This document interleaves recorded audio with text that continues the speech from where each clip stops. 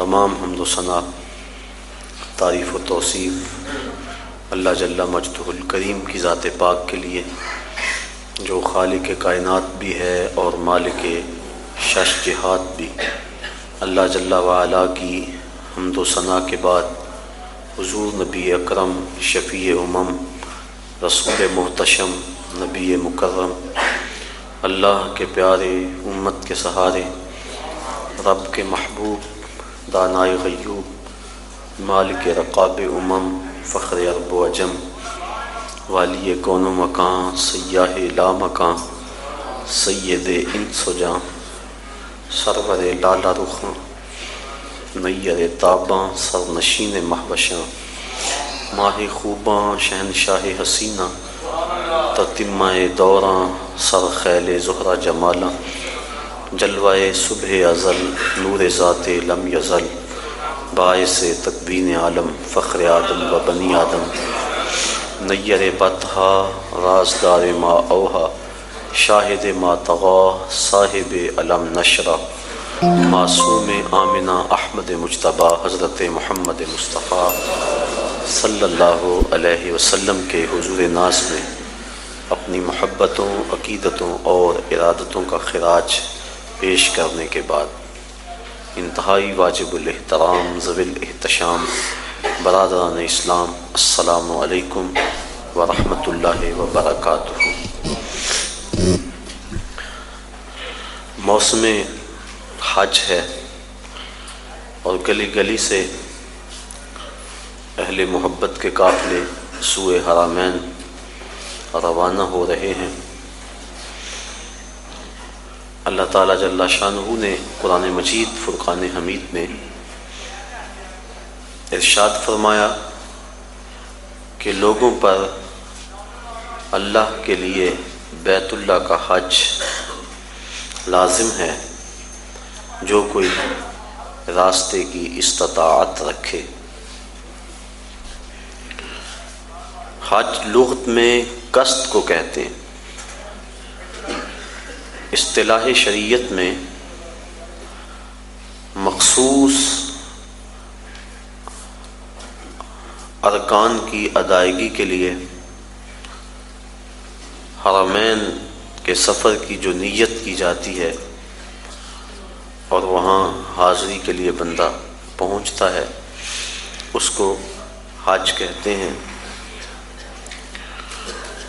حضور نبی رحمت شفیع معظم رسول محتشم صلی اللہ علیہ وآلہ وسلم نے ارشاد فرمایا، جب انسان حج کرتا ہے تو وہ ایسے گناہوں سے پاک ہو جاتا ہے جس طرح ابھی ماں کے پیٹ سے اس نے جنم لیا ہو۔ ماں قبل کے تمام گناہوں کا حج کفارہ ہے، اور اگر کوئی استطاعت رکھنے کے باوجود حج نہیں کرتا تو حدیث میں سخت وعیدیں موجود ہیں۔ حضور کے ایک فرمان کے مطابق جو شخص استطاعت رکھنے کے باوجود حج نہیں کرتا، فرمایا وہ یہودی مرے یا عیسائی مرے، ہمیں اس سے کوئی غرض نہیں ہے۔ اور ایک حدیث کے لفظ ہیں کہ حج میری امت کے ضعیف لوگوں کا جہاد ہے۔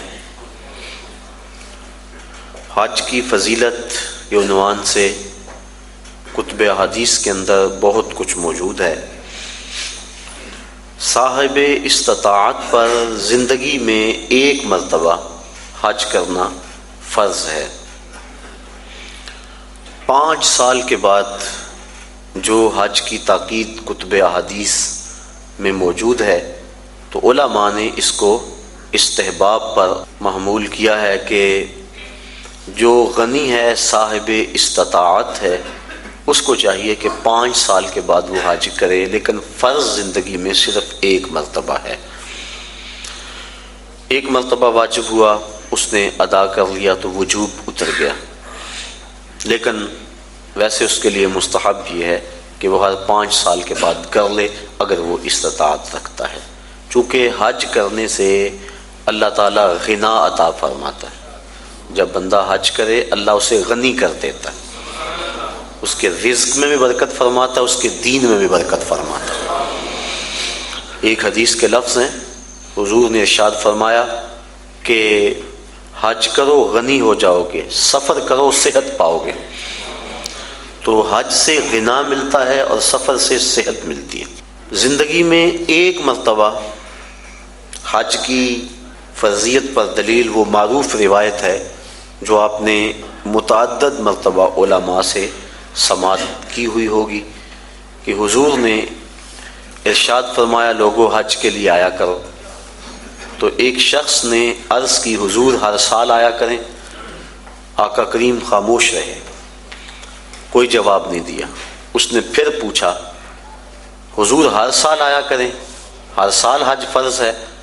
حضور خاموش رہے، جواب مرحمت نہیں کیا۔ اس نے تیسری مرتبہ پھر سوال کیا تو آقا کریم نے پھر خاموشی اختیار کی، پھر وقفہ سکوت توڑتے ہوئے فرمایا تم سے پچھلی امتیں نبیوں پر کثرت سوالات کی وجہ سے ہلاک کر دی گئیں۔ لو قلت نعم لواجبت، اگر میری زبان سے ہاں نکل جاتی تو واجب ہی ہو جاتا۔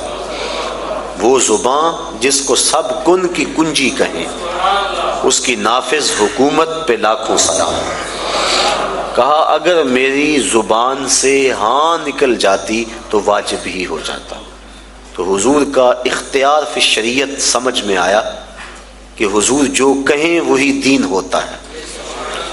قرب قیامت کے فتنوں میں سے ایک فتنہ حضور نے آج سے صدیوں قبل بیان فرما دیا۔ نسائی شریف کی روایت ہے، حضور نے ارشاد فرمایا قرب قیامت میں کچھ لوگ کہیں گے کہ حلال وہی ہے جو اللہ نے حلال کیا، حرام وہی ہے جو اللہ نے حرام کیا۔ فرمایا انما اوتیت القرآن ومثلہ معہ، مجھے قرآن بھی دیا گیا اور قرآن جتنے اور علم بھی میرے سینے میں رکھ دیے گئے۔ تو جس کو میں حلال قرار دے دوں وہ ایسی ہے جس طرح اللہ نے حلال قرار دیا ہے، اور جس کو میں حرام قرار دے دوں وہ ایسے ہی ہے جس طرح اللہ نے حرام قرار دیا ہے۔ چونکہ مصطفیٰ اپنی مرضی سے نہیں بولتے، وما ينطق عن الهوى ان هو الا وحی یوحی، جو مالک کی مرضی ہوتی ہے وہی مصطفیٰ کی بولی ہوتی ہے۔ تو اس لیے جو حضور فرما دے وہی دین ہوتا ہے۔ تو اس نے عرض کی حضور کیا ہر سال حج فرض ہے؟ تو آقا کریم فرمایا تم سے پہلی امتیں نبیوں پر کثرت سوالات کی وجہ سے ہلاک کر دی گئیں۔ لو قلت نعم لواجبت، اگر میری زبان سے ہاں نکل جاتی تو واجب ہی ہو جاتا۔ تو زندگی میں ایک مرتبہ حج فرض ہے۔ حضور نے حج کی فضیلت کے بارے میں بہت کچھ ارشاد فرمایا، اور ایک روایت کے لفظ ہیں کہ ایک حج ایسا ہے جس سے 3 آدمیوں کی مغفرت ہو جاتی ہے، اور وہ حج بدل ہے۔ کوئی اپنے والدین کی طرف سے، اپنے کسی عزیز کی طرف سے کسی کو حج کروائے تو ایک جس نے حج کیا اس کی بخشش ہو گئی، ایک جس نے حج کروایا اس کی بخشش ہو گئی، ایک جس کی طرف سے حج کیا گیا اس کی بخشش ہو گئی۔ تو یہ حج ایسا ہے، ایک حج سے 3 آدمیوں کی مغفرت فرما دی جاتی ہے۔ حج کا مقصد کیا ہے؟ حج کیوں کیا جاتا ہے؟ اس پر کچھ باتیں میں آج کی اس نشست میں آپ کے گوش گزار کرنا چاہوں گا۔ حج کا بنیادی مقصد اور ہر نیک عمل کا بنیادی مقصد رضائے الہی کا حصول ہے۔ انسان جو بھی نیک عمل کرتا ہے، ہر نیک عمل کا مقصد اللہ کی رضا کو حاصل کرنا ہے۔ قرآن مجید میں ارشاد فرمایا گیا کہ تمہاری قربانی کا گوشت اور خون اللہ کو نہیں پہنچتا، بلکہ تمہارے دل کا وہ تقوی اللہ کو پہنچتا ہے جس کے لیے تم نے قربانی کی ہے۔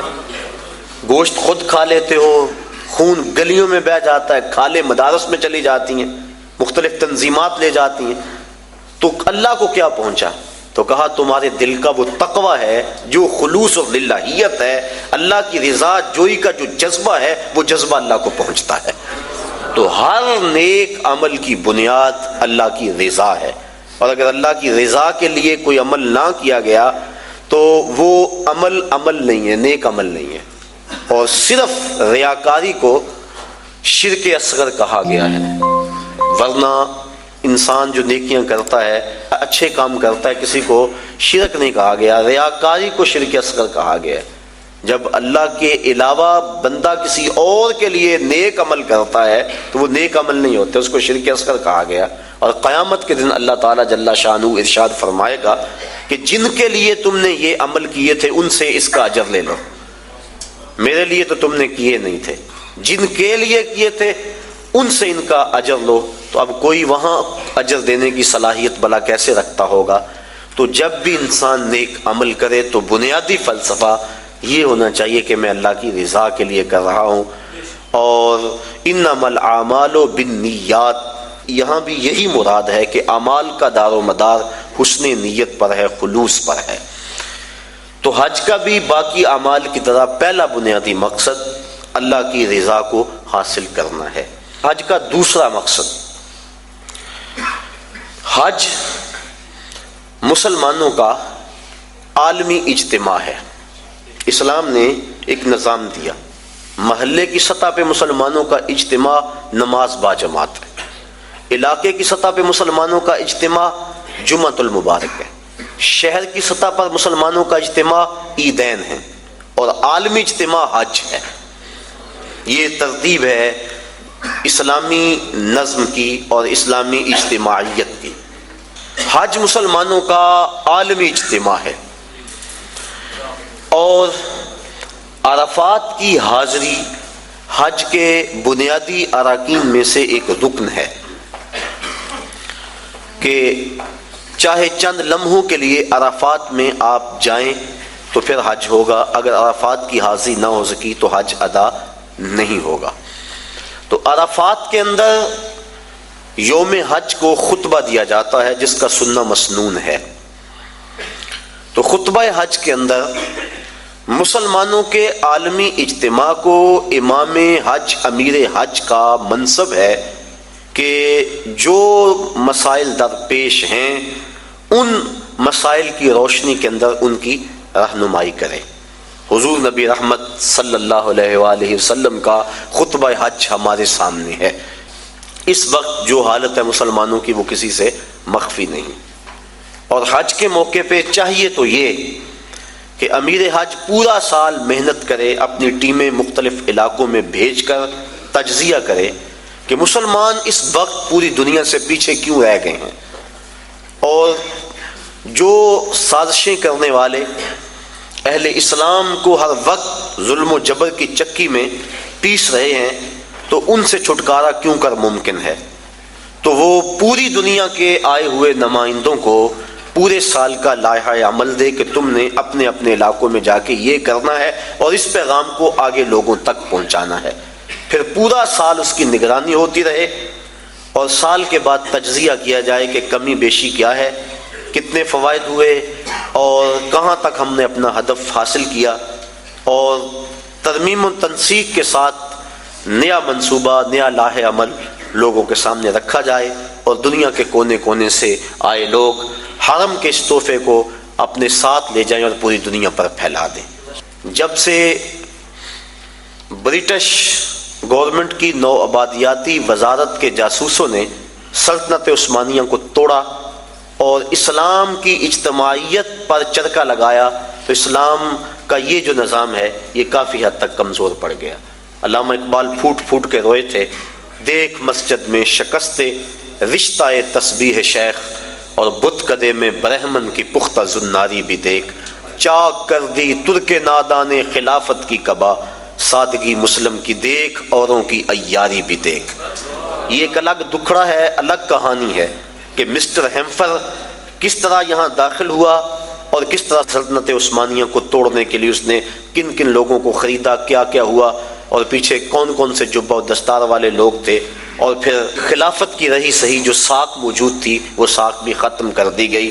ورنہ یہ حال اس وقت جو امہ کا ہو رہا ہے، اگر سلطنت عثمانیہ موجود ہوتی تو جو بھی حالت تھی کم از کم یہ حالت اس وقت امہ کی نہ ہوتی۔ تو یہ باقاعدہ منصوبہ بندی کے ساتھ ایسا کیا گیا، اور اس وقت ہم پوری دنیا میں 56 ملکوں میں اور مختلف گروہوں، زبانوں، نسلوں، فرقوں میں بٹے ہوئے ہیں، اور ہماری طاقت یکجا نہیں ہو پا رہی، اور اتنی کثرت کے باوجود ہمیں ویٹو کا حق بھی حاصل نہیں، اور دنیا میں جس قار مذلت میں ہم گرے ہیں العیاذ باللہ، اسی کشتی کو ہے خوف تلاطم صد حیف منہ موڑ دیے تھے جس نے بڑھتے ہوئے طوفانوں کے۔ ہم تو 313 ہو کے جبر کی آنکھوں میں آنکھیں ڈال کے بات کرتے تھے، اور آپ 1 ارب سے متجاوز، لیکن ہماری جو حالت ہے وہ کسی سے بھی مخفی نہیں۔ کابل میں، کندھار میں، تکریت میں، موصل میں، بغداد میں، القدس میں، کشمیر میں، آذربائیجان میں، بوسینیا میں، کسووا میں، جہاں بھی دیکھے مسلمانوں کا ہی خون بکھرا ہوا ہے، اور گوانٹا ناموبے کی جیلوں کے اندر اس سردی کے اندر ان مظلوموں کے ساتھ جو ظلم ہو رہا ہے وہ ناقابل بیان ہے کہ لہجہ پھٹتا ہے، دل زخمی ہوتا ہے۔ حج کا اجتماع مسلمانوں کا عالمی اجتماع ہے، اور اجتماع کے موقع پہ پوری دنیا کے مسلمانوں کو وہ چیز دینی چاہیے تھی جس سے وہ دوبارہ عروج کی طرف سفر کرنا شروع کر دیں۔ اقبال علیہ رحمہ نے ایک بڑی خوبصورت بات کہی، وہ کہتے ہیں اقبال کوئی پوچھے یہ زائرین حرم سے، اقبال کوئی پوچھے یہ زائرین حرم سے، کیا حرم کا تحفہ زمزم کے سوا کچھ اور نہیں؟ کہ جو بھی جاتا ہے آب زمزم لا کے ہمیں پلاتا ہے۔ اقبال کہتے ہیں وہاں سے جو نور لے کر آئے ہو، جو پیغام لے کر آئے ہو، وہ پیغام بھی تو ہمیں دو نا۔ کھجوریں اور آب زمزم ہمیں پلا دیتے ہو، حرم کا اور بھی تحفہ ہے جو لینے کے لیے تم وہاں گئے تھے۔ تو یہ بنیادی ایک مقصد ہے کہ مسلمانوں کا عالمی اجتماع ہے، اور عالمی لیول کے جو مسلمانوں کے مسائل ہیں، میں یہاں گفتگو کروں یا میں عملی طور پہ کوشش کروں، اس سے کچھ بہتری تو آ سکتی ہے، لیکن عالمی مسائل کا حل وہاں سے ہے۔ اور اگر عرب اس کے لیے اپنے آپ کو تیار کر لیں اور جرأت اور پابندی کا مظاہرہ کریں اور دن راتیں کر دیں اور منصوبہ بندی کریں اور حج کے موقع پہ اس پیغام کو لوگوں تک پہنچائیں، تو مسلم امہ پھر متحد ہو سکتی ہے، اور وہ خواب جو کہ اسلام کی نشت ثانیہ کا خواب ہے وہ شرمندہ تعبیر ہو سکتا ہے۔ تو یہ حج کا دوسرا بنیادی مقصد تھا کہ مسلمانوں کو عالمی اجتماع دیا گیا ہے۔ اجتماع کرنے کے لیے کئی کچھ کیا جاتا ہے، لیکن اس اجتماع کے لیے اللہ نے لوگوں کے دل میں کشش پیدا فرما دی۔ جب کوہ ابو قبیس پہ چڑھ کے جناب ابراہیم کو آواز دینے کے لیے کہا گیا تو عرض کی مالک میری نحیف و نزار آواز کہاں پہنچے گی؟ کہا ہے ابراہیم علیہ السلام آواز دینا تیرا کام، اس کو لوگوں تک پہنچا دینا یہ ہمارا کام ہے۔ اور پھر ماں کے شکم میں اور باپ کی سلب کے اندر تک اس آواز کو پہنچا دیا گیا، اور جس نے اس آواز کو سنا آج لبیک لبیک کہتا ہوا شوق و مستی میں دوڑتا ہوا حرم کی طرف بڑھتا چلا جا رہا ہے۔ تو یہ مسلمانوں کا عالمی اجتماع ہے، اس کے جو فوائد تھے عالمی اجتماع کے کاش کہ وہ حاصل کیے جاتے۔ تیسرا مقصد حج کا مساوات کا عملی اظہار۔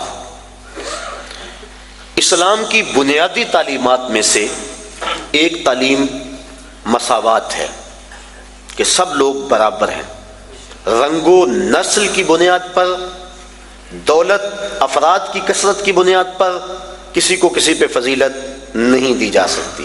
ان اکرمکم عند اللہ اتقاکم، جو زیادہ تقوی کا نور اپنے سینے میں رکھتا ہے وہ زیادہ عزت والا ہے۔ یہ اسلام کا وہ بنیادی درس اور سبق ہے کہ جس سے شکستہ دل لوگ، درماندہ لوگ، غریب طبقہ، غلام لوگ اسلام کی طرف ان کا میلان ہوا اور کھچے چلے آئے، ان کو ان کے حقوق اسلام نے دیے۔ آج حقوق نسواں کے حوالے سے بات چل رہی ہے۔ میں نے پچھلے دنوں کے اندر ہمدرد حال کے اندر ایک فورم پہ کہا تھا کہ دنیا کے بڑے بڑے دانشور اور دنیا کے بڑے بڑے مذاہب اور مغرب جو آج عورتوں کو حقوق دینے کی بات کرتا ہے، اگر تاریخ میں ہم تاریخ کے جھونکوں سے جھانک کے دیکھیں تو یہ تو عورت کو انسان ماننے کے لیے تیار نہیں تھے۔ افلاطون کا فلسفہ پڑھیں، وہ کہتا ہے یہ از قبیل جن سے انسان ہی نہیں، انسان کی ضرورت خدمت اور کفالت کے لیے پیدا کی گئی ہے، ہم شکل بھی انسان کی ہے، انسان نہیں ہے۔ اور کسی نے کہا کہ یہ بدی کا سر چشمہ ہے، کسی نے اس کو اللہ کے قرب کے راستے کی سب سے بڑی رکاوٹ گردانا، اور کسی مذہب نے اس کے قتل کو جائز قرار دیا۔ یونانیوں کا فلسفہ پڑھ لیں، عیسائی دنیا آج جو دعوے کرتی ہے عورتوں کو حقوق دینے کی، 90,000 عورتوں کو عیسائی دنیا نے زندہ جلایا ہے۔ ان کی تاریخ بڑی شرمناک ہے۔ تو کس نے حقوق دیے عورت کو؟ کون عورت کے حقوق کا محافظ ہے؟ دنیا والے تو عورت کے وجود کو برداشت نہیں کرتے تھے۔ یہ بر صغیر پاک و ہند، ابن بطوطہ جب یہاں آیا تو کس بات سے بے ہوش ہوا تھا؟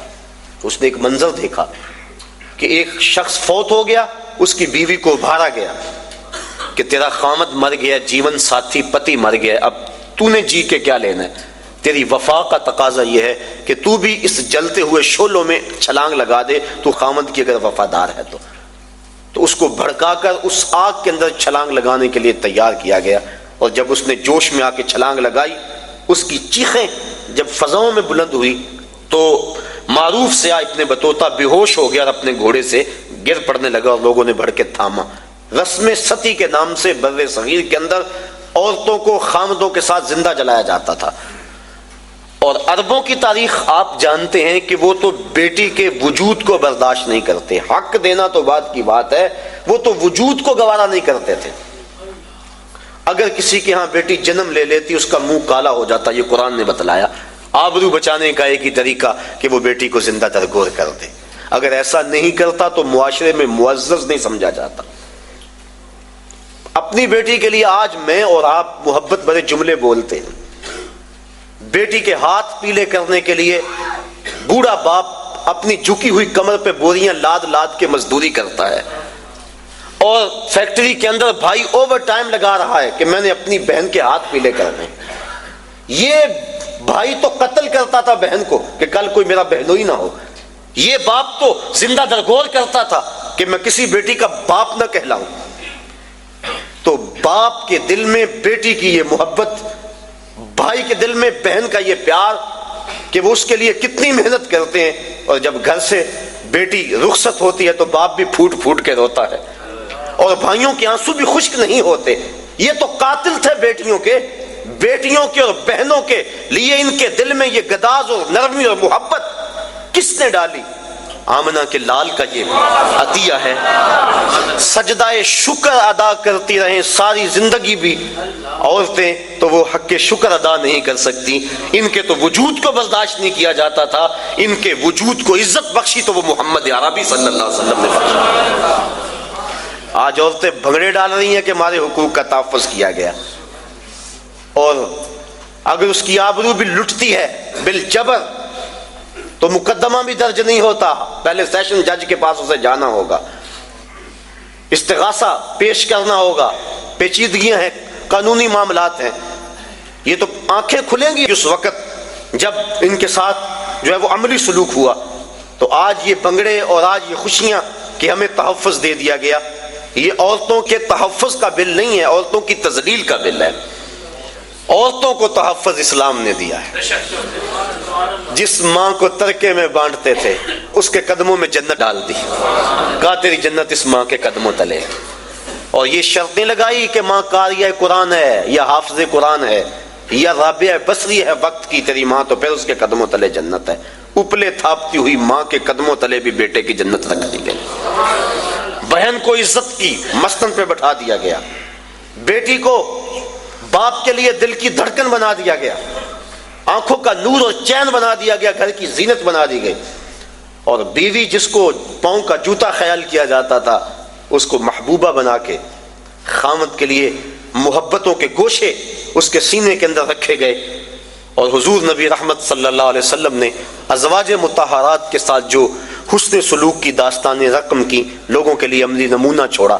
کسی کو حمیرہ کہہ کے پکار رہے ہیں، کسی کی فوتگی کے بعد جانور ذبح کر کے ان کی سہیلیوں کے گھر میں گوشت بھیج رہے ہیں تاکہ ان کی روح کو آسودگی ہو۔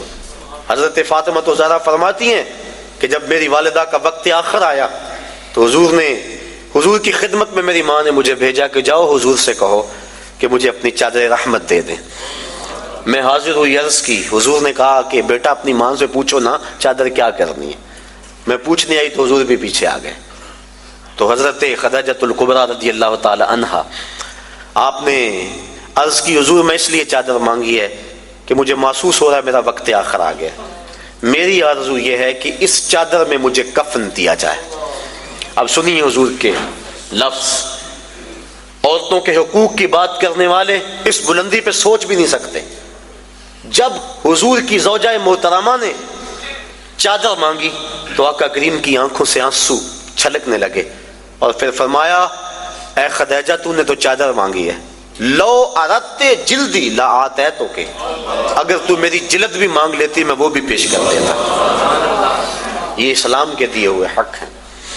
اللہ اکبر۔ تو بات کر رہا تھا کہ اسلام نے کمزور طبقوں کو ان کے حق دیے ہیں، یہ ایک الگ مضمون ہے کہ غلاموں کو ان کے حق دیے، غریبوں کو حق دیے، یتیماں کو حق دیے، یہ الگ مضمون ہے۔ یہ چونکہ کرنٹ ایشو ہے اس وقت، اس پر میں نے تھوڑی سی بات آپ کے سامنے رکھی۔ تو اسلام نے کمزوروں کو، غریبوں کو بنیادی حق دیا کہ سب انسان برابر ہیں، تقوی کی بنیاد پہ فضیلت ہے۔ جب فاران کی چوٹیوں سے نور اسلام چمکا اور گھر گھر اس کے اجالے ہوئے تو عرب کا سب سے کالے رنگ کا شخص جس کا نام تھا اسود، وہ حضور کی خدمت میں حاضر ہوا۔ کوئی شخص اس کو رنگت کی سیاہی کی وجہ سے قریب بٹھانے کے لیے تیار نہیں تھا۔ اس نے آ کے حضور کی خدمت میں عرض کی حضور اگر میں اسلام لے آؤں تو مجھے کیا ملے گا؟ حضور نے فرمایا جو ابو بکر و عمر کو ملا ہے وہی تمہیں ملے گا، جو حقوق و فرائض ان کے ہیں وہی حقوق و فرائض تیرے ہوں گے، جس صف میں وہ کھڑے ہوتے ہیں اسی صف میں تو کھڑا ہوگا، اور اگر تو پہلے آ جائے اور وہ بعد میں آئے تو اگلی صف میں کھڑا ہوگا، وہ پچھلی صف میں کھڑے ہوں گے۔ اس نے کہا اگر اسلام یہ ہے تو میں تو پھر دل و جان سے اس دین کو قبول کرتا ہوں۔ حضرت اقبال مساوات کی بات کے اندر اسرار و رموز کے اندر لکھتے ہیں اسود از توحید احمر می شود، کہ اسود توحید کے فیضان سے احمر ہو جاتا ہے، گوری رنگت والوں کے کندھوں سے کندھا جوڑ کے وہ کھڑا ہوتا ہے۔ یہ اسلام کا دیا ہوا درس مساوات ہے کہ سب کو ایک صف میں کھڑا کر دیا گیا، یہ اسلام کا درس ہے۔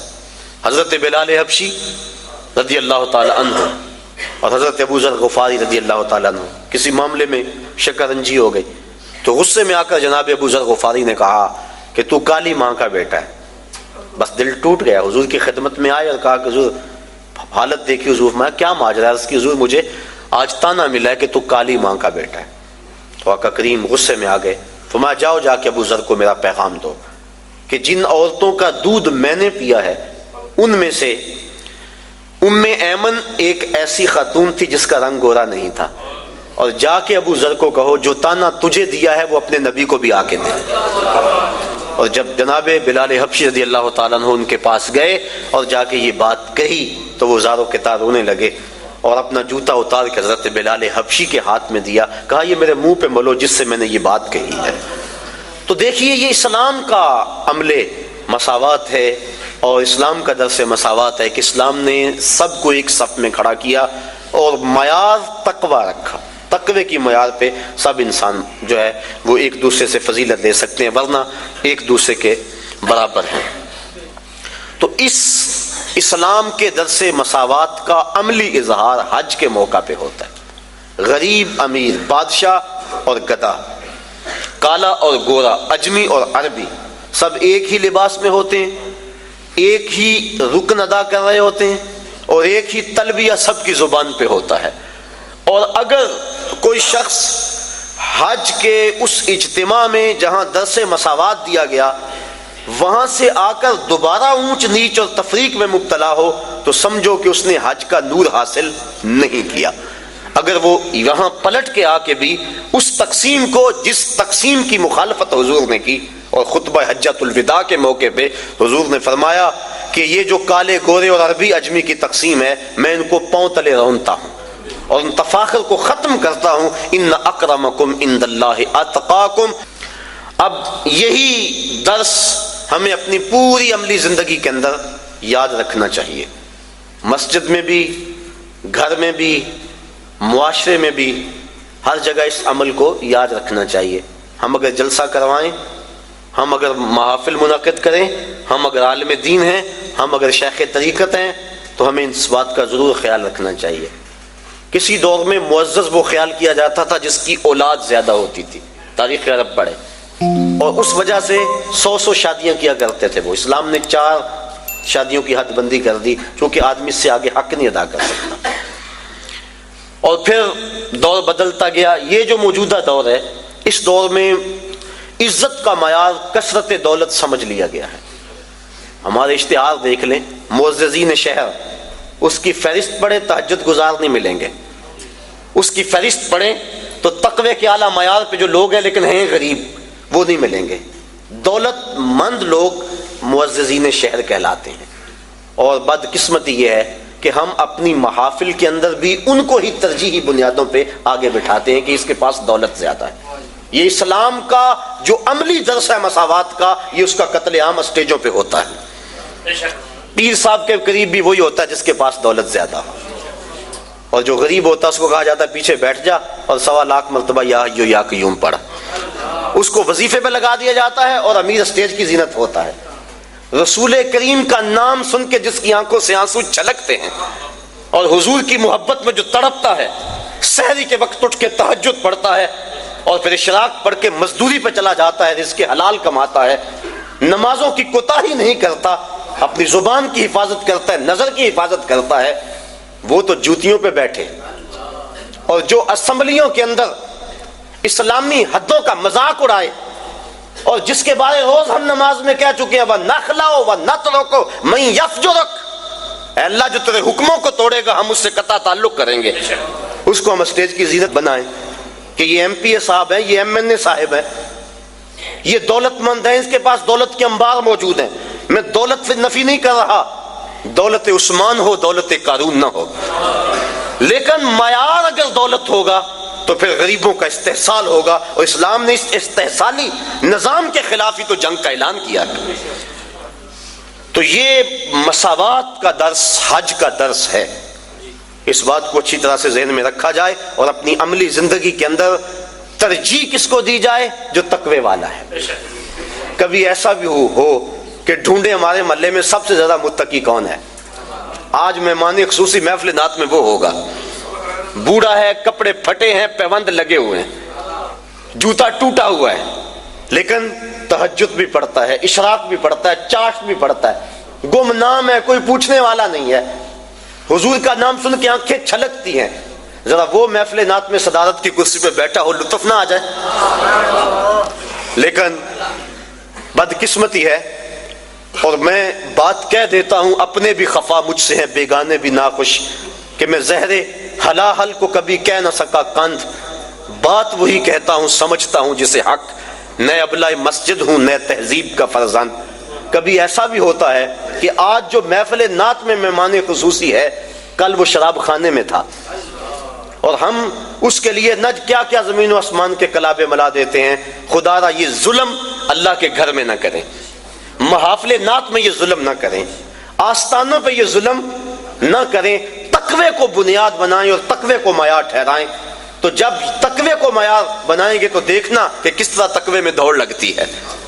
جب دین میں بھی عزت دولت سے ہے، دنیا میں بھی عزت دولت سے ہے، تو پھر کس کا جی چاہے گا کہ روکھی سوکھی کھائے اور حلال کی کمائے اور حرام کے قریب نہ جائے؟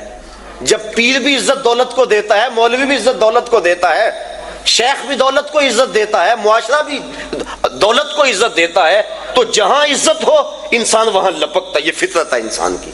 کبھی آپ نے دیکھا ہو بارش ہو نا، پاؤں پھسل جائے اور بندہ گر پڑتا ہے، تو یہ بعد میں دیکھتا ہے کہ مجھے چوٹ لگی ہے یا کہ نہیں لگی، پہلے دیکھتا ہے مجھے کسی نے دیکھا تو نہیں۔ یہ فطرت ہے انسان کی، اسے اپنی عزت اپنی جان سے زیادہ عزیز ہے، تو جہاں عزت ملتی ہے وہاں بڑھتا ہے۔ تو اگر اس کو یہ سبق دیا جائے کہ جس کے پاس دولت ہے اس کے پاس عزت ہے، تو دولت کی دوڑ لگے گی۔ اور اگر معاشرے میں علماء، مشائخ، ذمہ دار لوگ یہ شعور دیں گے کہ جس کے پاس تقوی کا نور زیادہ ہے وہ معزز ہے، تو دیکھنا مسجدوں کی رونقیں بڑھتی ہیں یا کہ نہیں بڑھتی۔ تو یہ اسلام کا عملی درس ہے حج کے موقع پہ مساوات کا۔ حج کا چوتھا مقصد، یہ جو گفتگو ہے، یہ جو مضمون ہے، یہ تفصیل طلب ہے۔ اس حوالے سے بہت سے دکھڑے ہیں میرے سینے کے اندر، اور ہمارے معاشرے کے اندر جو کچھ ہے یہ آپ بھی اس سے باخبر ہیں اور میں بھی باخبر ہوں۔ انشاءاللہ زندگی رہی تو کبھی اس پر گفتگو کریں گے، لیکن اگر اب اس پہ میں بات کی تو پھر کافی وقت جو ہے وہ گزر جائے گا۔ معاشرے کے وہ محروم طبقے اور عدم مساوات کا جو انداز ہمیں نظر آتا ہے معاشرے کے اندر، اس سے معاشرے میں جرائم پھیل رہے ہیں، اس سے معاشرے کے اندر ظلم اور جبر پھیل رہا ہے، اس سے معاشرے کے اندر بے سکونی ہے اور طمانینت کا نور کسی کے پاس نہیں ہے۔ میں نے جمعۃ الوداع کے موقع پر کہا تھا کہ ایک طرف تو حال یہ ہوتا ہے کہ امیر کا بگڑا ہوا بچہ گولڈن سیب کا ایک کونا کاٹ کے دوسرا کتے کے آگے ڈال رہا ہوتا ہے، اور دوسری طرف عید کے دن بھی بیوہ کا یتیم بچہ چھابڑی لگا کے آلو چھولے بیچ رہا ہوتا ہے۔ تو جس معاشرے میں یہ تقسیم ہو، اس معاشرے میں روشنی کیسے آ سکتی ہے، اس معاشرے میں نور کیسے آ سکتا ہے؟ میرے آقا تو یتیم کو سینے سے لگاتے ہیں، اس کو نیا لباس بھی دیتے ہیں، عزت بھی دیتے ہیں، اور ساتھ یہ بھی کہتے ہیں بیٹا کیا تو پسند نہیں کرتا کہ محمد تیرا باپ لگے اور عائشہ تیری ماں لگے اور فاطمہ تیری باجی لگے؟ پھر جب وہ انگلی تھام کے حضور کی چلتا ہے تو وہ کہتا ہے کہ تھا تو یتیم لیکن مزہ آ گیا مصطفیٰ کی انگلی تھامے جا رہا۔ تو اگر ہم پسے ہوئے طبقوں کو عزت دیں گے اور انسانی وقار کو ملحوظ رکھیں گے اور اسلام کا جو مساوات کا درس ہے اس درس کو ہر صورت کو ملحوظ رکھیں گے تو معاشرے کے اندر طمانینت ملے گی، غریب کو بھی سکون ملے گا اور امیر کو بھی سکون ملے گا۔ اور وہ لوگ قابل داد ہیں کہ جو دولت کی کثرت کے باوجود تکبر کی اس خصلت سے اور نمایاں ہونے کی اس آرزو سے مبرہ ہیں۔ ایسے لوگوں کی کمی بھی معاشرے کے اندر نہیں ہے، جگہ جگہ ہمارا بھی جانا ہوتا ہے، کچھ لوگ ایسے ہوتے ہیں کہ دولت کی کثرت کے باوجود ان کے اندر عجز، خاکساری اور انسانی ہمدردی کے جو جذبے ہیں وہ قابل داد ہیں، اور میں ان پہ جتنی بھی داد ان کو دوں کم ہے۔ اللہ تعالیٰ ان کی عزتوں میں مزید فراوانی عطا فرمائے۔ گلی گلی کوچے کوچے ایسے لوگ بھی بکھرے ہوئے ہیں۔ حج کا یہ تیسرا مقصد تھا مساوات۔ حج کا چوتھا مقصد ہمیں ہمارے ماضی سے جوڑنا ہے۔ ہمارا جو ماضی ہے، ہماری جو تاریخ ہے، اس سے ہمیں جوڑنا، یہ حج کا چوتھا مقصد ہے۔ آپ دیکھ لیجئے، ملاحظہ کر لیں پورے حج کو، ہم ملت خلیل سے ہیں اور ہمیں ماضی سے جوڑا گیا۔ طواف کعبہ ہے، پہلے چکر رمل کے لگائے جاتے ہیں۔ رمل کیا؟ جس طرح پہلوان اکھاڑے میں چلتا، تھوڑا سا ٹہل ٹہل کے کندھے اچکا کے اس طرح طواف کرو، پہلے چکر رمل کے لگاؤ۔ اللہ کا گھر اور اکڑ کے چلے، لیکن تاریخ ڈھونڈی تو یوں ماجرا سامنے آیا کہ فتح مکہ کے دن کافر چھتوں پہ تھے، مسلمان شب و روز ہجرت مدینہ کے بعد جنگوں کی محنت، دین کے لیے تگ و تاز اور جد و جہد میں مصروفیت کی وجہ سے سخت کمزور تھے۔ کافروں نے کہا دیکھو مکے میں تھے تو آسودہ تھے، یہاں سے چلے گئے نا تو دیکھو کیا حال ہو گیا۔ آقا کریم فرمایا ذرا تم تھوڑا سا ٹہل کے چلو تاکہ انہیں پتہ چلے ہم ماڑے نہیں تگڑے ہیں۔ ان کو دکھلانے کے لیے اس انداز کے ساتھ پہلے چکر رمل کے لگوائے اللہ کے گھر کے سامنے۔ اب کفار چھتوں پہ موجود نہیں ہوتے، علت ختم ہو گئی۔ جب علت ختم ہوئی تو معلول بھی ختم ہونا چاہیے تھا، لیکن علت ختم ہوئی، معلول ختم نہیں ہوا، چکر اسی طرح لگائے جاتے ہیں۔ گو کافر نہیں دیکھ رہے، یار کی سنت کو تو ادا کرنا ہے۔ تو یہ ماضی سے ہمیں جوڑا جا رہا ہے، ہمارا ذہن پلٹ کے ادھر چلا جاتا ہے اور فتح مکہ کا منظر آنکھوں کے سامنے گھوم جاتا ہے اور اسلام کی شان و شوکت سمجھ میں آتی۔ اب طواف کر لیں تو حجر اسود کو چومنا ہے۔ حجر اسود ایک پتھر ہے سیاہ رنگت کا، اور اس کو بڑھ بڑھ کے چوما جاتا ہے۔ انسان اپنی اکلوتی اولاد کے لیے اتنی کشش نہیں پاتا اپنے دل میں جتنی اس پتھر کے لیے پاتا ہے۔ تو کیا کشش ہے اس پتھر میں؟ حضرت عمر فاروق طواف کرتے کرتے رک گئے اور کہا اے حجر اسود، میں تجھے کبھی نہ چومتا اگر میرے رسول نے نہ چوما ہوتا۔ اب حجر اسود کے بعد آئیں مقام ابراہیم پہ آ کے 2 نفل پڑھے۔ اللہ تعالیٰ نے اس کو کہا کہ اس کو مصلی بنا لو، کیوں کہ اس پتھر پہ میرے خلیل علیہ السلام کے قدم لگے۔ میرے گھر کا طواف کر لیا، لیکن اگر محبت کی ریت سمجھتے ہو اتنی دیر تک طواف نہیں مانوں گا جتنی دیر تک تمہاری پیشانی وہاں نہ آئے جہاں میرے یار کے قدم آئے۔ کہ اس کو مصلی بنا لو، قریب نماز پڑھو، سیدھ میں نماز پڑھ لو، قریب نماز پڑھ لو، اس کے آس پاس جہاں تمہیں جگہ ملتی ہے نماز پڑھ لو۔ یہاں نماز پڑھو گے اللہ تمہاری نماز قبول کرے گا، حج بھی قبول کر لے گا۔ ذرا غور کیجئے، اسلام نے تو پتھروں سے دور نہیں ہٹایا، پتھروں سے ہٹایا ہے، پتھر توڑے گئے، لیکن حجر اسود بھی پتھر، مقام ابراہیم بھی پتھر، ان پتھروں کے نیڑے کیا جا رہا ہے۔ پتھروں سے دور کیا، ان پتھروں کے قریب کیا جا رہا ہے. کہا یہ وہ پتھر ہیں جس پہ کسی کے قدم لگے ہیں، کسی کے لب لگے ہیں، اس لیے ان پتھروں کے قریب کیا جا رہا ہے. اب آگے آئیے، چاہے زمزم پہ چشمہ پھوٹ رہا ہے، پانی کھڑے ہو کے پئیں، جو دعا مانگے پوری ہوگی، جس نیت سے پئیں پوری ہوگی. دنیا کے اوپر جتنے بھی چشمے جاری ہیں، وہ کشمیر میں ہو یا دنیا کے کسی اور خطے میں، وہ چشموں کو جاری کرنے والا کون ہے؟ اور چاہے زمزم کو جاری کرنے والا کون؟ سب چشموں کا خالق اور جاری کرنے والا اللہ. تو اس چشمے کو بھی اللہ نے جاری کیا، باقی دنیا کے چشموں کو بھی اللہ نے ہی جاری کیا، لیکن اس چشمے کا پانی کھڑے ہو کے پئیں، اس کا پروٹوکول ہے، اعزاز ہے. باقی چشمے بھی اللہ کے جاری کردہ، اس میں کیا خصوصیت ہے؟ اس لیے کہ اس چشمے نے اللہ کے نبی کے قدموں کے بوسے لیے ہیں، حضرت خلیل کے فرزند ارجمن حضرت اسماعیل کے بوسے لیے، ان کے قدموں کے بوسے لیے. اور جس نیت سے پیو، علماء کہتے ہیں اس نیت کو اللہ پورا فرما دیتا ہے. سین حرم میں بڑا ہجوم تھا، ایک بہت بڑے محدث آئے ہوئے تھے، لوگ ان کی زیارت میں بڑھتے تھے، رش بڑا تھا، جو مسافہ کرتا دھکا لگتا آگے چلا جاتا. پھر دوسرا آدمی آ جاتا. ایک آدمی نے دیکھا، اس کا جی چاہا کہ میں ان بزرگوں کے پاس چند لمحوں کے لیے بیٹھوں، چونکہ اللہ والوں کی صحبت بہت بڑی دولت ہے، اگر مل جائے تو غنیمت سمجھنا چاہیے. تو وہ چاہے زمزم پہ آئے، آب زمزم پیا، اور پھر ان بزرگوں کے پاس جا کے کہنے لگے ایک مسئلہ پوچھنے آیا ہوں. انہوں نے کہا پوچھو. کہا سنا ہے آب زمزم جس نیت سے پیو وہ نیت پوری ہو جاتی ہے، تو کیا یہ ٹھیک ہے؟ تو وہ محدث جن کے پاس ایک لمحہ بھی نہیں تھا، لوگ لائن میں آتے اور آگے جاتے، کہنے ہاں بالکل ٹھیک ہے. کہا پھر میں ابھی آب زمزم پی کے آیا ہوں، اور اس نیت سے پی کر آیا ہوں کہ آپ سے اللہ کے رسول کی 100 حدیثیں سنوں گا، یہ ہے میری نیت، اور ابھی میں پی کے آیا ہوں.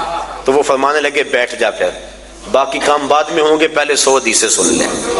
تو آب زمزم جس نیت سے پیا جائے وہ نیت پوری ہوتی ہے. کیا اعزاز ہے اس میں کہ اس نے اللہ کے نبی حضرت اسماعیل علیہ السلام کے قدم چومے ہیں.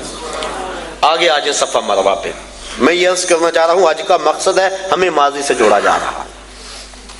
صفا مروہ نصف میل کی دوڑ ہے، اور 7 چکر میں 3.5 میل بن جاتے ہیں. حاجی تھکا ہوا ہوتا ہے، لیکن اس کو یہاں حکم ہے دوڑنے کا، اور وہاں عجیب مستی میں لوگ دوڑ رہے ہیں، بچے بھی، بوڑھے بھی، جوان بھی، مرد و زن. جن سے دوڑا نہیں جاتا وہ ریڑیوں کے اندر ان کو ڈالا ہوا ہے، ان کو کھینچا جا رہا، وہ بھی دوڑ رہے ہیں.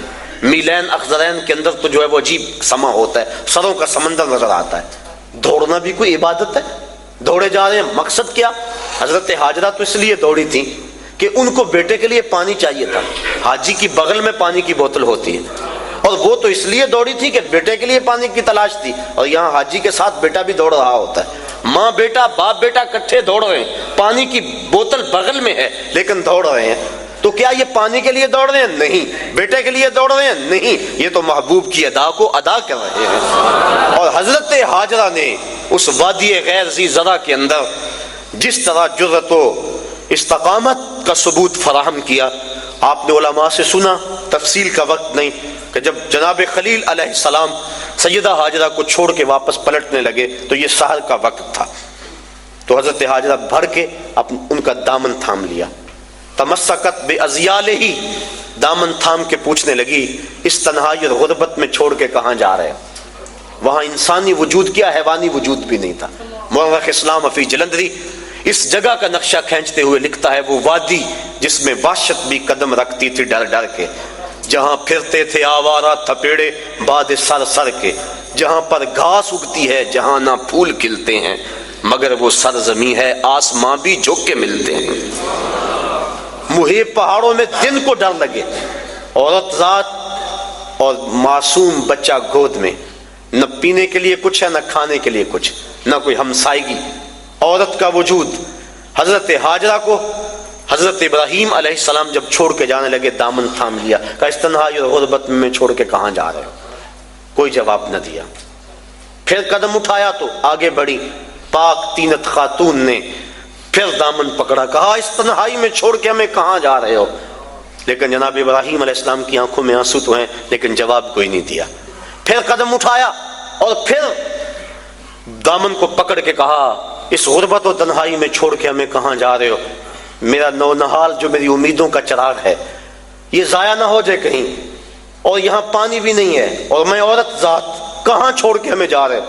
تو حضرت خلیل علیہ السلام نے پھر جواب نہ دیا، تو حضرت ہاجرہ نے بات کو بھانپ لیا اور کہا کیا اللہ کا یہ حکم ہے؟ قال نعم، کہا ہاں، کہا پھر آپ جائیے، آپ خیر سے جائیے، اگر اس کا یہ حکم ہے تو وہ ہمیں ضائع نہیں ہونے دے گا۔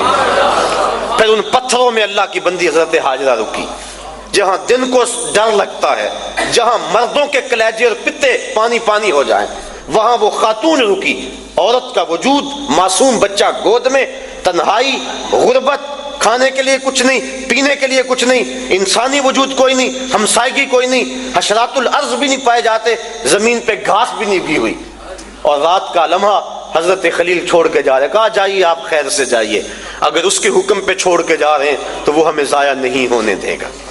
اللہ اکبر، اللہ کی بندی حضرت ہاجرہ سلام اللہ علیہا نے جرأت اور عظیمت کی جو داستان رقم کی، اور پھر بیٹے کے لیے بے تابانہ دوڑ رہی ہیں، کبھی صفا پہ کبھی مروہ پہ، اللہ کے حکم کے لیے یہاں رکی، کہا میری بندی میرے حکم کے لیے تو نے حد کر دی۔ ایک عورت سے یہ تصور کہ وہ اس تنہائی اور غربت میں رہے، اور پھر اس اعتماد اور یقین سے خامد کو رخصت کرے کہ آنکھ کے گوشے کو بھیگنے بھی نہ دے، کہ یہ اللہ کا حکم ہے، تو اگر آنکھ کا گوشہ بھیگ گیا تو کہیں یہ نافرمانی نہ ہو جائے، یہ تیری استقامت، یہ تیری جرأت، تو پھر دیکھ اگر تو نے یہ 7 چکر لگائے تھے، تیری راہوں پہ نبیوں کو بھی دوڑاؤں گا، تیری راہوں پہ ولیوں کو بھی دوڑاؤں گا، قیامت تک لوگ دوڑتے رہیں گے۔ وہ اعزاز اور وہ پروٹوکول دیا، نبی بھی دوڑ رہے ہیں، ولی بھی دوڑ رہے ہیں، غوث کتب ابدال بھی دوڑ رہے ہیں، ان راہوں پہ کیا کون کون نہیں دوڑا، خود امام الانبیاء ان راہوں پہ دوڑے ہیں۔ کہا دن کو جائیں دوڑ لگی ہوئی ہے، رات کو جائیں دوڑ لگی ہوئی ہے، پچھلے پہر جائیں دوڑ لگی ہوئی ہے، سروں کا سمندر ہے، برستی بارش میں دیکھیں دوڑ لگی ہے، کڑکتی دھوپ میں دیکھیں دوڑ لگی ہے، اب تو وہاں بڑا کچھ بن گیا، جب کچھ نہیں تھا پھر بھی دوڑ لگی تھی، کبھی وہ سائی موقوف نہیں ہوئی، لوگ دوڑے جا رہے ہیں دوڑے جا رہے ہیں، چاہیے کیا؟ کچھ بھی نہیں چاہیے، پانی چاہیے نہیں، بیٹا چاہیے نہیں، دوڑ لگی ہوئی ہے۔ کہا میری بندی تو نے حد کر دی، اب قیامت تک تیرے نام کے پھریرے لہراتے رہے۔ اللہ اکبر۔ اب یہ دیکھو یہ بھی ماضی سے میں جوڑا جا رہا، اب آگے بڑھ جائیں، جب سائی مکمل کر لیں تو قصر کرائیں یا حلق کروائیں، سر مڈوا دیں۔ یہ سر کیوں مڈوایا گیا؟ اس لیے کہ بال اتر جائیں، پھر غسل ہوگا، احرام اتر جائے گا تو انسان ہلکا پھلکا ہو جائے گا، تر و تازہ ہو جائے گا، بال اتر جائیں گے۔ یہ مقصد اگر ہوتا تو جس کے بال ہوتے اس کو تو حکم دیا جاتا، لیکن حکم ہے کہ ایک شخص پیدائشی طور پہ گنجا ہے، اس کے سر پہ ایک بال بھی نہیں ہے، اب اس کو حکم ہے کہ وہ خالی استرا لے اور اپنے سر پہ پھیرے۔ امراض الموسیٰ للکوسیٰ فی الحج، وہ لے استرا اور اپنے سر کے اوپر جلد کے اوپر خالی پھیرے، کوئی اسے دیکھے یوں کرتا ہوا تو کہے گا کہ یہ اس کی عقل ٹھیک ہے، سر پہ تو بال بھی نہیں استرا پھیر رہا ہے، بال ہوں تو استرا پھیرے، تو وہ اسے کہے گا میاں بالوں کو اتارنے کے لیے استرا کوئی نہیں پھیرتا، یہ تو محبوب کی ادا کو ادا کیا جا رہا ہے۔ اللہ اکبر۔ دیکھ لیں پورا حج دیکھ لیں، رمی جمار دیکھ لیں، شیطان کو کنکر مارے جا رہے ہیں۔ حضرت ابراہیم حضرت اسماعیل علیہ السلام کو تو نظر آیا تھا شیطان، حاجی کو نظر آتا ہے؟ اسلام تو ایک لمحہ بھی بے مقصد گزارنے سے روکتا ہے کہ ایک کام بھی بے مقصد نہ کرو، یہاں شیطان نظر بھی نہیں آ رہا اور پھر بھی کنکر پھینکے جا رہے ہیں۔ حضور کا نام آتا ہے نا لبوں پہ، ہم چوم کے آنکھوں سے لگا لیتے ہیں، بس طبیعت معترض ہیں، ہم کہتے ہیں یار مسند فردوس دلمی کی روایت ہے، حضرت آدم علیہ السلام جب چلتے تھے پیچھے آواز آتی تھی، پوچھا مالک یہ کیا ماجرا ہے؟ کہا تیری پشت میں نور مصطفیٰ رکھا ہے، فرشتے اس کی زیارت کے لیے تیرے پیچھے چلتے ہیں۔ کہا مالک وہ نور تو میں بھی دیکھنا چاہوں گا۔ کہا پھر اپنے ناخنوں میں دیکھو، جب ناخنوں میں ظہور ہوا تو چوم کے آنکھوں سے لگا لیا۔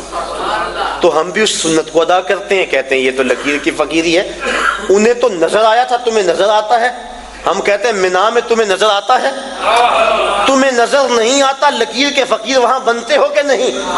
تم اس لکیر کے فقیر ہو، ہم اس لکیر کے فقیر بھی ہیں اور اس لکیر کے فقیر بھی ہیں، نظر آئے نہ آئے لیکن چوم کے آنکھوں سے لگاتے ہیں کہ یار کی سنت کو تو ادا کر رہے ہیں۔ تو پورا حج دیکھ لیں، ہمیں ہمارے ماضی سے جوڑا جا رہا ہے، یہ حج کا ایک جو ہے وہ بنیادی مقصد تھا۔ حج کے اور بھی کچھ مقاصد ہیں لیکن وقت میرے سامنے اتنا ہے کہ اس کے دامن میں اتنی گنجائش نہیں کہ میں تفصیل سے کسی اور عنوان سے گفتگو کروں. صرف 2 جملے. حج ہو گیا، واجبات بھی ادا ہو گئے، سنن بھی ادا ہو گئے اس کے، اور اس کے اراکین بھی ادا ہو گئے. اب حج مکمل ہو گیا، اب کیا کریں؟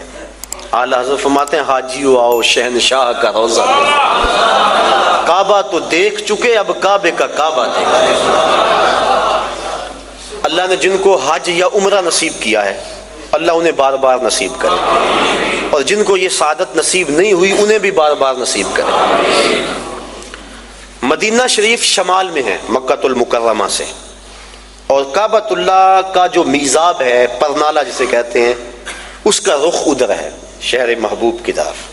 تو اعلیٰ حضرت فرماتے ہیں حاجیو ذرا غور سے دیکھو کعبہ کیا کہہ رہا ہے، بازو نکال کے بتا رہا ہے اگر قبولیت کی مہر لگانی ہے تو مدینے چلے جاؤ. اللہ اکبر. تو حضور علیہ الصلوۃ والسلام کے روزے پہ حاضری دینا قریب واجب ہے، علماء نے لکھا. اور حضور نے ارشاد فرمایا من حج البیت ولم یزرنی فقد جفانی، جس نے حج بیت اللہ کیا اور میری زیارت کے لیے نہ آیا اس نے میرے اوپر ظلم کیا ہے. اور قرآن مجید کی آیت گواہ ہے وَلَوْ أَنَّهُمْ إِذْ ظَلَمُوا أَنفُسَهُمْ جَاءُوكَ، اے حبیب یہ لوگ اگر اپنی جانوں پہ ظلم کر بیٹھیں تو تیری چوکھٹ پہ آ جائیں. میرے شہر کا ایک شاعر ہے، اس نے اس کا ترجمہ کیا. وہ کہتا ہے مجرم ہو تو منہ اشکوں سے دھوتے ہوئے آؤ، آؤ در تواب پہ روتے ہوئے آؤ. قرآن میں مذکور ہے توبہ کا طریقہ، سرکار کی دہلیز سے ہوتے ہوئے آؤ. اگر اپنی جان پہ ظلم کر بیٹھو تو محبوب کی چوکھٹ پہ آؤ، اور پھر اللہ سے معافی مانگو، معافی ہو جائے گی نہیں، رسول تمہارے لیے اللہ سے استغفار طلب کریں. تو تم معافی مانگنے آئے تھے، اللہ رحمت بھی عطا کر دے گا. لَوَجَدُ اللَّهَ تَوَّابًا رَحِيمًا، تم توبہ کے لیے آئے تھے، اللہ رحمت بھی اپنے جناب سے دے گا کیونکہ محبوب کو جو ساتھ لے کر آئے. اللہ اکبر. یہ حضور کی ظاہری حیات میں بھی تھا. مسجد نبوی میں استوان ابی لبابہ اس پہ گواہ ہے کہ حضرت ابو لبابہ نے اپنے آپ کو بندھوا دیا اور قسم کھائی جب تک حضور نہیں کھولیں گے میں اپنے آپ کو نہیں کھلواؤں گا.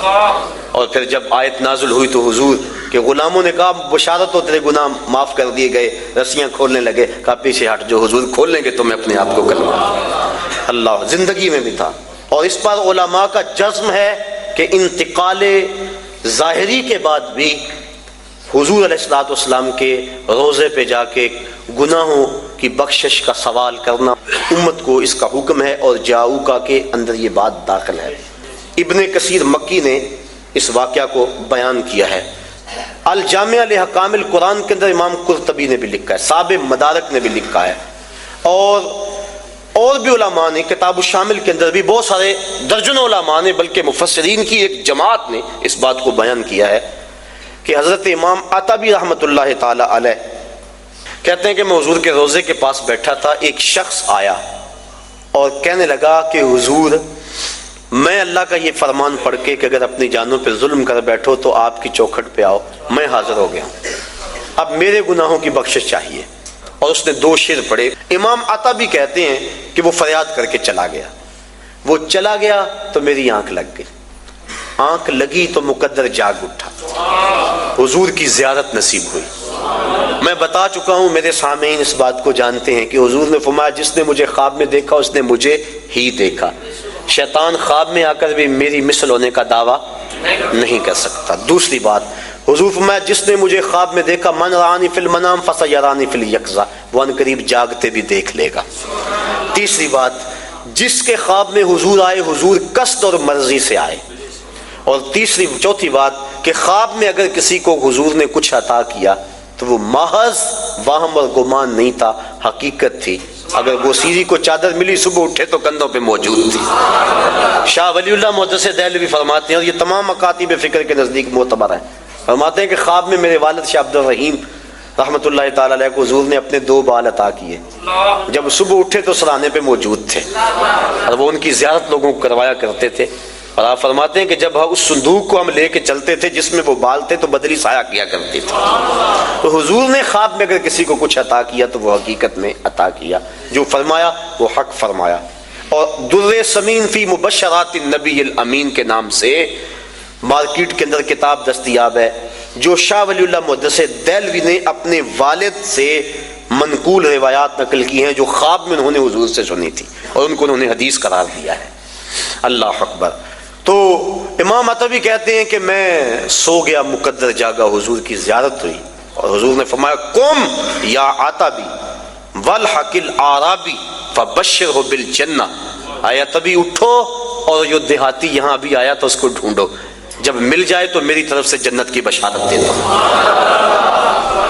اور مدارک کے لفظ ہیں، مدارک کے لفظ کہ وہ شخص آیا اور آ کے بیٹھ ہی گیا، کہا جب تک بخشش نہیں ہوگی اٹھوں گا ہی نہیں، اوزاروں کے تار روئے جا رہا ہے۔ تو وہاں لفظ ہیں فنودی من القبر انہ قد غفر لک، تو گنبد خضرا سے آواز آئی جا تجھے معاف کر دیا گیا۔ اس کے لیے آواز آئی، جو جتنی تڑپ سے جتنی محبت سے آئے اس کو اتنا ہی صلہ دیا جاتا ہے۔ اور 555 ہجری کا واقعہ ہے اور اس کو تمام مکاتب فکر کے لوگ اپنی کتابوں میں درج کرتے ہیں۔ کتاب المناسک میں لکھا گیا، زکریہ سہارنپوری نے کتاب الحج میں لکھا، اور بھی بہت سارے لوگوں نے لکھا۔ حضرت شیخ احمد رفاعی رحمۃ اللہ تعالی علیہ بہت بڑے بزرگ ہوئے ہیں اور حضور کی اولاد سے تھے، کثرت سے درود پڑھا کرتے تھے۔ پھر حاضری کا موقع ملا، حضور کے روضے کے سامنے جا کے کھڑے ہوئے، عرض کی حضور پہلے آپ کے بیٹے کی روح آیا کرتی تھی اور آپ کا روحانی جواب پہنچتا تھا، آج جسم آ گیا اور آج میں نے جو ہے وہ جواب بھی اس انداز کا لینا ہے۔ 70,000 آدمی مسجد نبوی میں موجود تھے۔ حضرت غوث اعظم شیخ عبد القادر جیلانی رحمۃ اللہ تعالی علیہ فرماتے ہیں اتفاق سے میں بھی وہاں موجود تھا۔ پھر کیا ہوا کہ حضور کا بیٹا، حضور کا جگر پارا، حضور کی اولاد سے حضور کا لخت جگر جو ہے وہ وہاں حضور کے سامنے گزارش کی اور کھڑا رہا کہ حضور میں اب جواب اس طرح کا نہیں لینا۔ 70,000 آدمی نے دیکھا کہ گنبد خضرا سے حضور کا دست مبارک باہر آ گیا اور حضرت امام رفاعی نے اس ہاتھ کو چوما، بوسے دیے، اور ان کی برکت سے جو مسجد نبوی میں اس وقت لوگ موجود تھے سب نے حضور کے مبارک ہاتھ کی زیارت کر لی۔ یہ امام مالک امام دار الہجرہ فرماتے ہیں کہ اگر کوئی شخص حضور کے روضے کی زیارت کر کے آئے، باقی 3 ائمہ کہتے ہیں وہ کہے میں حضور کے روضے کی زیارت کر کے آیا ہوں، لیکن امام مالک کہتے ہیں کہ وہ کہے کہ میں حضور کی زیارت کر کے آیا ہوں، اس لیے کہ حضور نے فرمایا جس نے میری وفات کے بعد میری قبر کی زیارت کی گویا اس نے میری زیارت کی۔ اور حضور نے یہ بھی ارشاد فرمایا من زار قبری وجبت لہ شفاعتی، جس نے میری قبر انور کی زیارت کی میرے اوپر لازم ہے کہ میں اس کی قیامت کے دن سفارش کروں گا۔ تو آؤ سرزمین مکہ حرم الہی کے انوار بھی لوٹیں اور سرزمین مدینہ میں حضور کی رحمتوں کے سائے تلے بھی بیٹھیں۔ مکہ بھی برکت والا، مدینہ بھی برکت والا، مکے کی حاضری کے کیا کہنے اور مدینہ کی حاضری کے کیا کہنے، بات لمبی ہو جائے گی، بہت لمبی۔ جب میں سفر حجاز کے لیے حاضر ہوا تو واپس لوگ ملنے کے لیے آئے تھے، بڑا لوگوں کو شوق تھا کہ ان سے داستان سنیں۔